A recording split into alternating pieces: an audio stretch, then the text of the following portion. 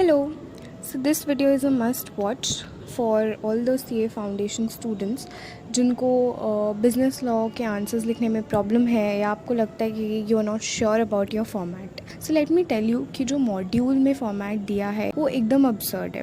That is totally not the way we are suppose to write. उसमें बस directly सब कुछ मर्ज करके पैराग्राफ वाइज लिखा हुआ है which is not to be followed. So let me tell you the correct way. So first of all questions दो तरह के आ सकते हैं. एक होता है डायरेक्ट क्वेश्चन और दूसरा तरह का होता है indirect question.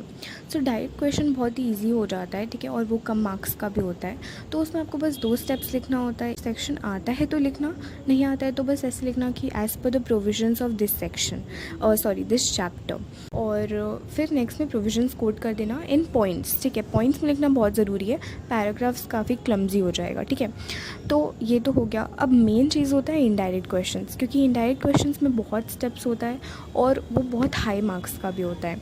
So make sure कि आप उसमें कोई भी मिस्टेक ना करो. Okay, so here is a video in which I am going to show you that what is the format that you need to follow for your answers. ठीक है, and then I will show you one live example जो मैंने कल ही लिखा for discussing with you all. तो उससे you will get an idea कि आपको कैसे अटेम्प्ट करना है. ठीक है, तो बहुत ही केयरफुली आगे का वीडियो को देखना. सबसे पहला स्टेप है सेक्शन एप्लीकेबल. सो यहाँ पे आपको सेक्शन कोड करना है. सेक्शन नहीं आता तो as per the provisions of this chapter वैसे करके आपको लिखना है. सेकंड चीज़ जो आपको लिखना रहता है वो होता है आपका प्रोविजंस. ये सबसे इम्पॉर्टेंट स्टेप है, तो क्योंकि इसमें आप एक्चुअली में वो लिखने वाले हो जो बुक में दिया रहता है, जो आप लर्न करके आए हो. तो इसको बहुत ध्यान से लिखना और पॉइंटर्स में लिखना. ओके, फिर थर्ड स्टेप होता है फैक्ट्स ऑफ द केस. तो facts of the case is not difficult. उसमें बस आपको क्वेश्चन को लिखना है इन योर ओन वर्ड्स. ठीक है, अब ये स्टेप इसलिए इंपॉर्टेंट है क्योंकि नेक्स्ट स्टेप है एनालिसिस. तो एनालिसिस में आप प्रोविजंस और फैक्ट्स ऑफ द केस को मर्ज करोगे and then you will prepare your analysis. और एनालिसिस में आप कोई लैंडमार्क जजमेंट लिख सकते हो.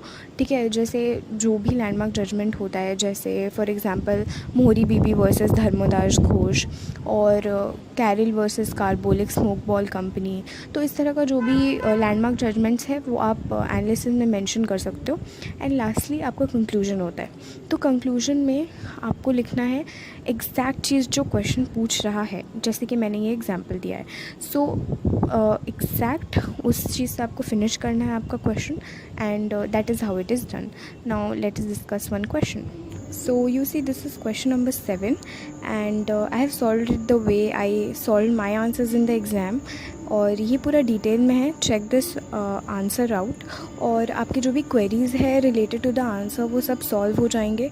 सबसे पहले देखो सेक्शन एप्लीकेबल है, फिर प्रोविजंस मैंने पूरा डिटेल में कोड किया है जो भी इस पर्टिकुलर आंसर में एप्लीकेबल था. फिर कैसे देखो फैक्ट्स ऑफ द केस लिखा है and then analysis and finally conclusion. और ये कंक्लूजन का सेकेंड लाइन को आप अवॉइड भी कर सकते हो, वो फर्स्ट वाला लाइन इम्पॉर्टेंट है. एंड ये एक फुल प्रूफ क्वेश्चन है. इसके बाद आपको मतलब आपका फॉर्मेट में तो बिल्कुल मार्क्स नहीं जाएगा और प्रोविजंस अच्छे से लिखोगे तो फुल मार्क्स आएगा. And I have followed this format, तो you can trust me on this. So finally this is one tip at the end, ठीक है, regarding time management. Do follow it. So that is it for the video.